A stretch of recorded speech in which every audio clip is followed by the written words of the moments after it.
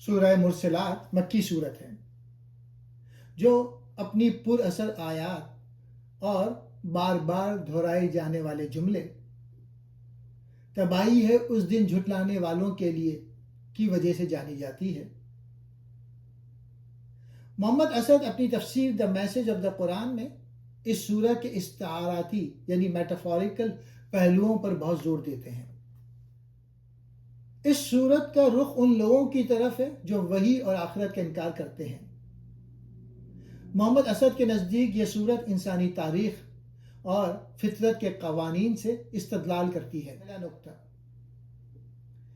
بھیجی جانے والی ہوائیں یا وحی کے پیغامات۔ سورت کا آغاز 5 قسموں سے ہوتا ہے۔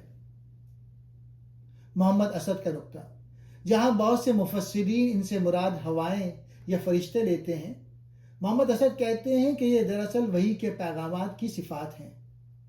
یہ پیغامات انسانی روح میں تبدیلی لاتے ہیں، حق اور باطل کے درمیان فرق کرتے ہیں اور انسان کے پاس عذر یا تنبیہ کے طور پہ پہنچتے ہیں۔ یہ اس بات کی علامت ہے کہ سچائی ہمیشہ اپنا راستہ بناتی ہے۔ نقطہ، کائناتی انقلاب اور قیامت۔ آیت 18 سے 13 میں ستاروں کے بے نور ہونے، آسمان کے پھٹنے اور پہاڑوں کے اڑنے کا ذکر ہے۔ اسد لکھتے ہیں کہ یہ آیات اس مادی نظام کے خاتمے کی عکاسی کرتی ہے۔ وہ اسے فیصلے کے دن سے جوڑتے ہیں، یعنی وہ وقت جب انسان کا مادی دنیا سے تعلق ٹوٹ جائے گا اور وہ اپنے اخلاقی وجود کے سامنے کھڑا ہوگا۔ تیسرا نقطہ، تخلیق انسانی اور زمین کی وسعت۔ قرآن منکرین سے پوچھتا ہے، کیا ہم نے تمہیں ایک حقیر پانی سے پیدا نہیں کیا؟ اور کیا ہم نے زمین کو سمیٹنے والی نہیں بنایا؟ اسد یہاں انسانی تکبر پہ ضرب لگاتے ہیں۔ وہ کہتے ہیں کہ جو خالق ایک قطرے سے پیچیدہ انسان بنا سکتا ہے اور جس نے زمین کو زندوں اور مردوں کے لیے گہوارہ بنایا ہے، اس کے لیے دوبارہ زندگی بخشنا کوئی مشکل کام نہیں۔ یہ قدرت کے وہ قوانین ہیں جن کا مشاہدہ ہم روز کرتے ہیں۔ جھٹلانے والوں کا انجام۔ سورت میں 10 بار ایک ہی آیت دہرائی گئی ہے۔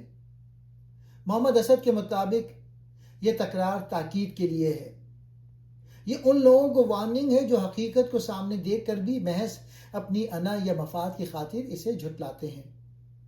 جزا اور سزا کوئی ظالمانہ فیصلہ نہیں بلکہ انسان کے اپنے عمل کا عکس ہے۔ 5واں نقطہ، متقین کی جزا۔ آخر میں ان لوگوں کا ذکر ہے جو سایہ دار جگہوں اور چشموں میں ہوں گے۔ استعارہ۔